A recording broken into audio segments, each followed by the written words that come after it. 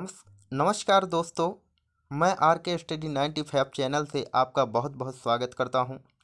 दोस्तों, आपने देखा होगा सभी लोग हिंदी को वर्णों से स्टार्ट कर देते हैं, लेकिन आर के स्टडी 95 चैनल आपको चैप्टर वाइज और विस्तार से जानकारी देने की जिम्मेवारी लेता है।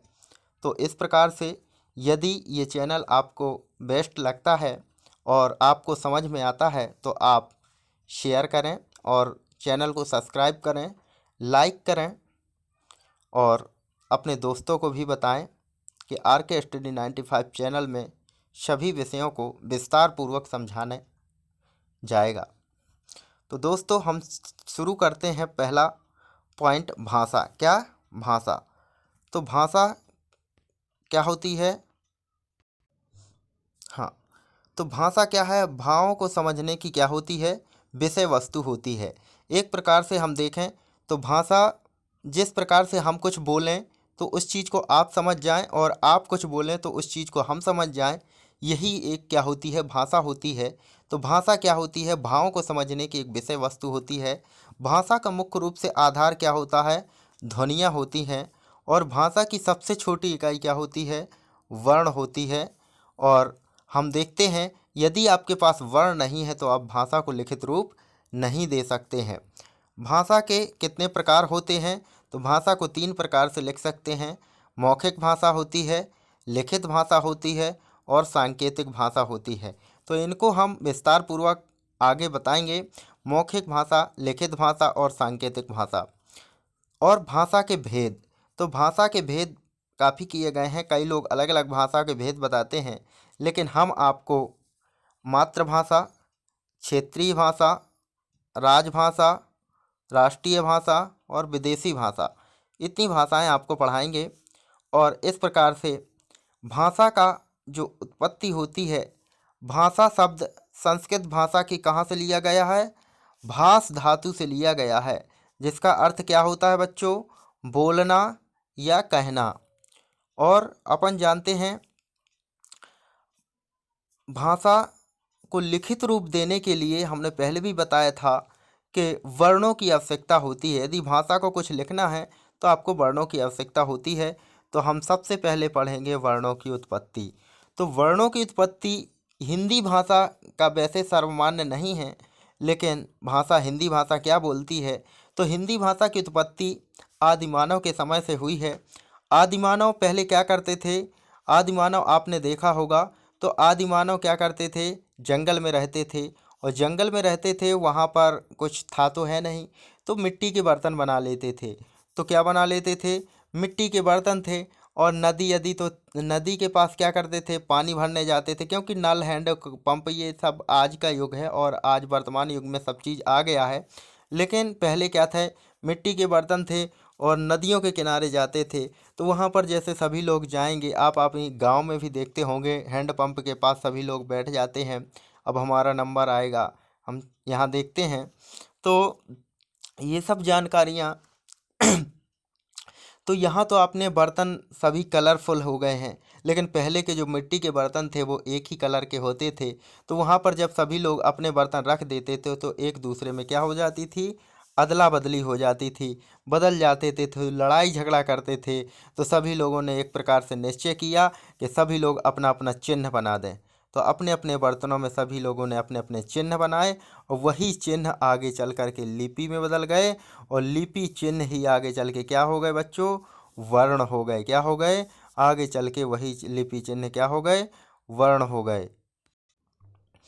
इस प्रकार से हमारी जो भाषा की उत्पत्ति हिंदी भाषा के अनुसार मान्य नहीं है, लेकिन आप चलते हैं संस्कृत भाषा के अनुसार। तो संस्कृत भाषा के अनुसार आपके महर्षि पाणिनि जी हैं।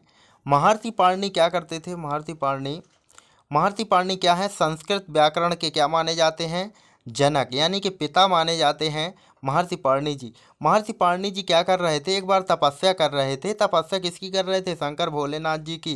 तो शंकर भोलेनाथ जी की जब तपस्या कर रहे थे, तो हम ही लोग जब किसी देवता की प्रसन्न वो क्या करते हैं? तपस्या करते हैं, तो एक ना एक दिन देवता क्या हो जाते हैं? प्रसन्न हो जाते हैं। तो इसी प्रकार शंकर जी क्या हो गए? प्रसन्न हो गए। तो प्रसन्न होकर के उन्होंने क्या बजा दिया, अपना डमरू बजा दिया। क्या बजा दिया, अपना डमरू बजा दिया। तो डमरू की ध्वनि से क्या निकले, यानी कि वर्णमाला निकल के तैयार हो गई। क्या निकल के तैयार हो गई, वर्णमाला निकल के तैयार हो गई। और यही ध्वनि क्या कहलाती है बच्चों, महेश्वर सूत्र कहलाती है। क्या कहलाती है, यही ध्वनि आपकी महेश्वर सूत्र कहलाती है। और वर्णमाला आप देखते हैं, लिपि, लिपि क्या है, लिपि आपकी हिंदी और संस्कृत की लिपि क्या है, देवनागरी लिपि है। हिंदी भाषा की लिपि और आपकी संस्कृत भाषा की लिपि दोनों क्या है, देवनागरी लिपि है। तो हिंदी और संस्कृत की भाषा की लिपि देवनागरी लिपि है। इस प्रकार से आप देख रहे होंगे एक प्रकार का एक देवनाग, आप सोचते हो कि देवनागरी कैसे हो गई लिपि। तो लिपि देवनागरी इस प्रकार से हुई, लिपि को क्या है, एक देव ने इसको प्रकट किया। किसने प्रकट किया, देव मतलब शंकर जी थे, तो देव ने प्रकट किया, तो इसका नाम हो गया देव। ठीक है, पहले पढ़ा था देव। और नागरी कैसे जुड़ा, तो एक नागर गांव पड़ता था। और नागर गांव क्या पड़ता था, तो बनारस के निकट पड़ता है एक नागर गांव। वो ब्राह्मणों का गांव था। और ब्राह्मणों के गांव में क्या हुआ, जैसे कोई चीज़ आ जाती है तो उसका खूब प्रचार प्रसार करते हैं।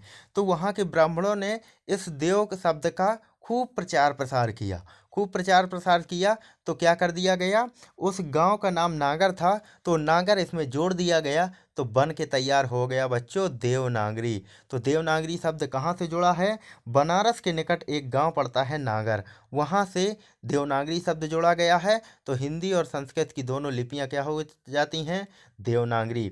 और आगे चल कर के अपन देखते हैं कि हमारे आते हैं भोलानाथ तिवारी जी।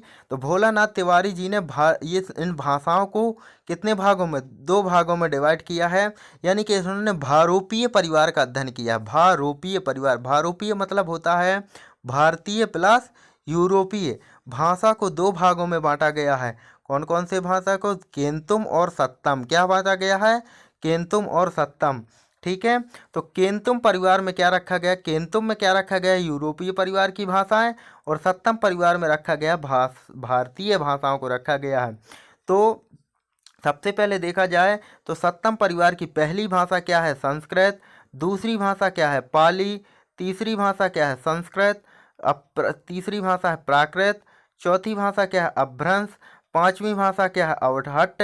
और लास्ट में अपनी आई है संस्कृत। तो सत्तम परिवार की पूछी जाती है बच्चों, किसी भी टेस्ट में पूछा जाता है कि सत्तम परिवार की प्रथम भाषा कौन सी है, तो प्रथम भाषा में आप टिक करेंगे संस्कृत। और जो अंतिम भाषा आई है वो है हिंदी। तो दोस्तों, कैसा लगा आपको ये चैनल, और कैसा लगा आपको, यदि आपको ये सब अच्छा लगा हो तो आप इस चैनल को सब्सक्राइब करें और अपने दोस्तों के साथ शेयर करें। तो आपको नमस्कार दोस्तों, धन्यवाद।